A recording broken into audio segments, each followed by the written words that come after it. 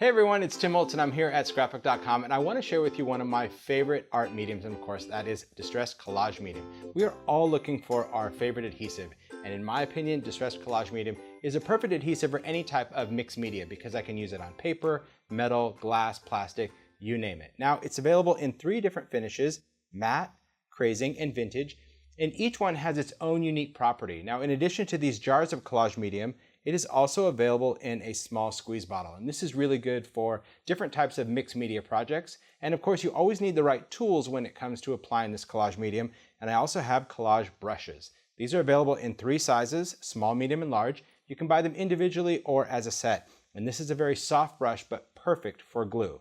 So let's talk about the finishes. Now, matte, crazing, and vintage, each one has a very unique effect because, as you can see, it either dries with a matte finish like paper. Crazing has just kind of a slight crackly look. It's actually a crazing that happens underneath the surface. And vintage, as you can see, is a pre-tinted collage medium. Really, really cool. So let's talk about how it works. So what makes distressed collage medium so different? Well, it has the drying time of now. So here's what I mean by that. I'm just going to take this, I'm going to open one of the jars, and they all have the same drying property, which is so cool. So I'm just going to take a surface, just start with a tag. It could be an art journal, a canvas, really anything. And you can take some of your favorite collage elements. Here I've got a paper doll. You can use any type of ephemera or any kind of snippets and just kind of make your own little creative collage here. Just kind of position a couple of little elements.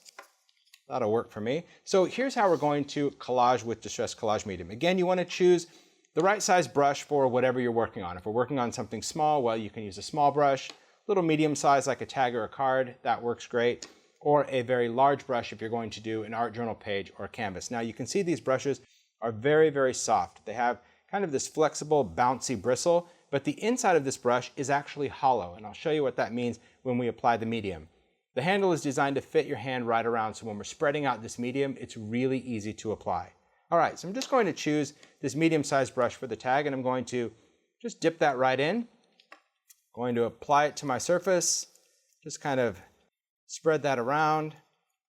And you can see this brush really allows you to get a nice thin coverage of collage medium. But let's say, for example, you had too much, right? You had too much glue on there.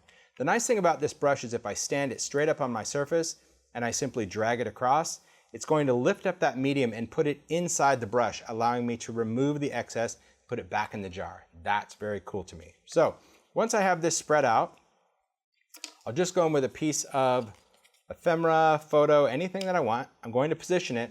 Now this is the thing you have to get used to. It has the drying time of now. It means when you place something down, there it is. So if you're one of those indecisive crafters, you're not sure if you want to move something or any of that, this is going to help you get over that real quick.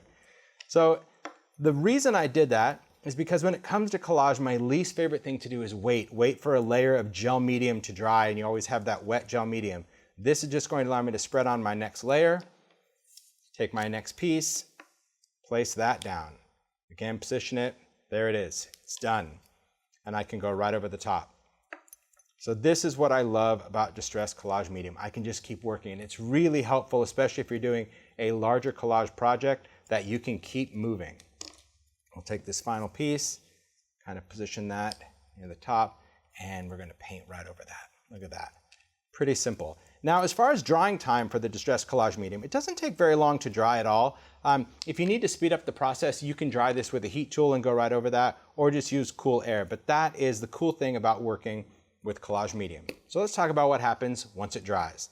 Now, for your brush, to clean it, you're simply going to clean this with soap and water, or you can wrap it in a baby wipe. So a lot of times when I'm working on a project, I'll just take this brush, I'll wrap it in a baby wipe, and it will stay wet up to 6 hours. So that's really cool if you're going to do multiple projects. We can just set that aside. We don't have to stop the creative process to clean up right away.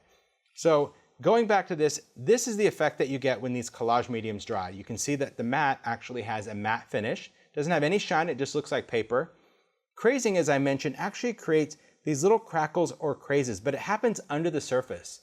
So I'm often asked, like, how is this not a crackle? Well, a crackle has texture, and this has no texture. This is just as smooth as this one, but you can see all these lines, and depending on how heavy you apply this medium, that's going to determine the amount of crazing. You can get really fine little crazing areas on areas that have just a very thin layer, or much larger crazing areas if you put this on thick. But of course, once it dries, it's going to dry clear. Now to get the color inside the crazing, you can go in with paint, ink. In this case, I used a little bit of distressed crayon, and you can see how it highlights all of that crazing in there. It's really cool.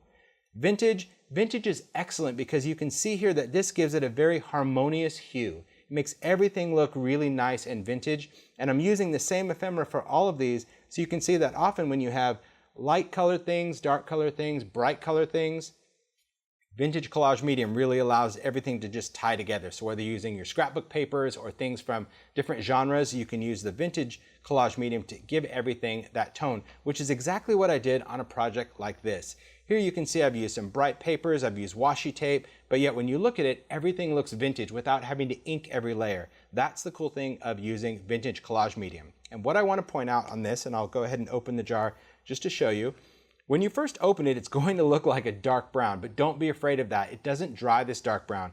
It dries a very faint color, almost like antique linen. But the more layers you apply of vintage, of course, the darker it's going to get. So always start with a light layer, let it dry, see if you like it, and if you want to darken it, simply apply another layer. Now we'll talk about kind of assemblage. Assemblage is where we take projects and we want to glue all of these different elements together. What if we have all sorts of cool embellishments like paper embellishments and plastic and metal and wood? Well, instead of getting all these different glues, you only need one, and that of course is distressed collage medium. But when I work with little elements like this, I don't want to go in with a jar and a brush.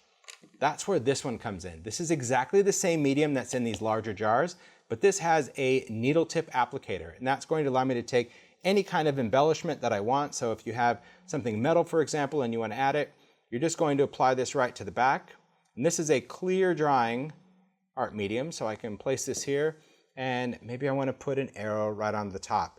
The cool thing about collage medium is I can glue metal to metal, metal to glass, glass to paper, paper to rubber, rubber to wood. You get the idea. I can glue anything I want, and this is not only going to dry clear, but it will shrink when it dries, because sometimes when you put an embellishment down into glue, you get the glue ooze that oozes out.